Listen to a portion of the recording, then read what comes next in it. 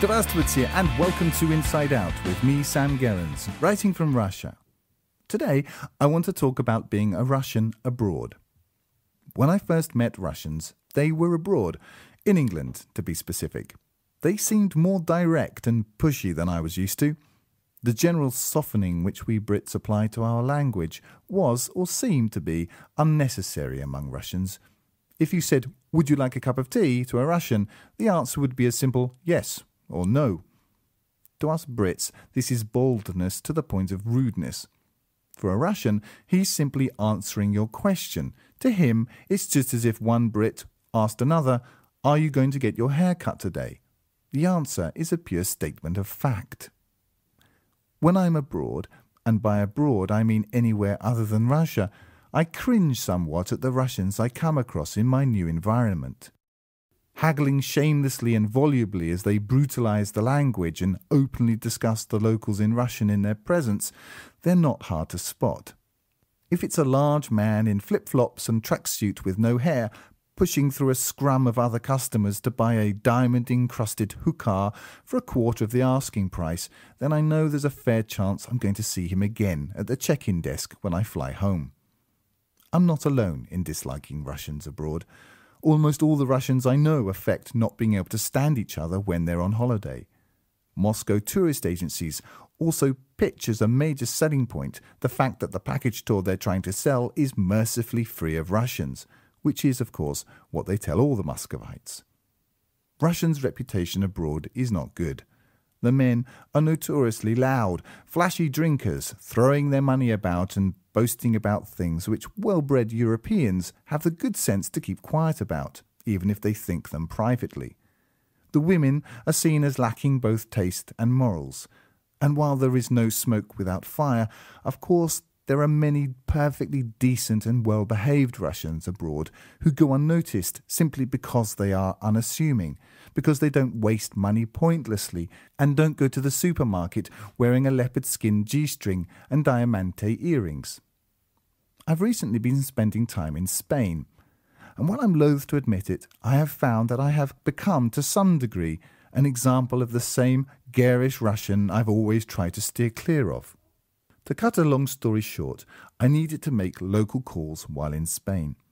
I enlisted the help of a local acquaintance to get what I wanted done. We arrived at one shop and bought the SIM card. Since I needed to have calls on 2 phones at once, we went from there to another shop owned by the same person to pick up a phone we already knew he had for a price we had already agreed. When we arrived, there were 3 or 4 people in front of the counter. I found out who was the last in the queue and took up battle stations. When what I thought was my turn came, I got the man to show me the phone.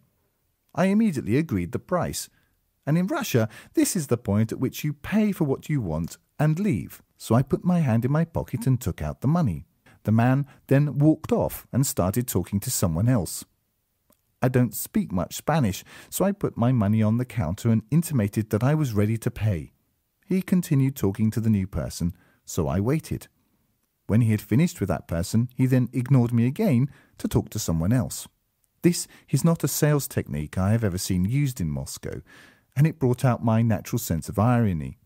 I picked the money up and sniffed it demonstratively. Perhaps there was something wrong with it. But no, it smelled just like any other pile of intrinsically worthless fiat paper, and after some time dealing with another few people, the so-called salesman worked his way back round to me, at which point he was kind enough to actually take my money and let me leave the shop with the thing I'd come to buy. Anyone would think I had tried to hold the shop up with a sawn-off shotgun by the way I was berated afterwards by my local companion. How could I be so rude, and flashing my money around so shamelessly? How crude, how base. I should have seen that the man was busy and understood that he could not possibly be expected to do anything as radical as take my money when he had other people to deal with. I'm not sure if there is a single word in English which denotes both bemusement and irritation, but if there is such a word, this is what I felt. From my point of view, I had reached the front of the queue, and I had money. I was a genuine customer, so I wanted to get what I had come for. I didn't want to be pushed into a cold swimming pool just as foreplay was over. I wanted to finish what I had come for. I wanted specificity. My answer to the question, do you want to buy this telephone, was not, well, I might if you don't mind, if it's all right with you.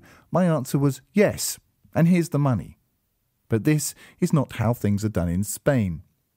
As my local acquaintance has relentlessly illustrated to me, the transformation is now complete. I am now become the garish Russian, flaunting his money and expecting people to jump just because I have a few euros in my pocket. Over the next few days, I had more experiences which demonstrated my own Russianness to myself. The baseball bat approach, which is the only way to get anything done in Moscow, is counterproductive in Spain. Whereas I'm used to carrying a sledgehammer and beating down every door I come across, in this new culture, the Russian approach doesn't work. Or, if it does work, its efficacy drops down to near zero very quickly. You have to be very, very gentle with people there and not expect them to do anything at all in the near future. The local effeteness became tedious quite quickly, and I have half a mind just to embrace the new me, and before I go abroad again, to put on 20 kilos, shave off all my hair, and don some flip-flops and a tracksuit. That way, it will be clear up front. I'm here to buy stuff. And on that note, I'll close this week's issue of Inside Out. Until next time, this is Sam Gerrans in Russia, saying goodbye and do svidaniya.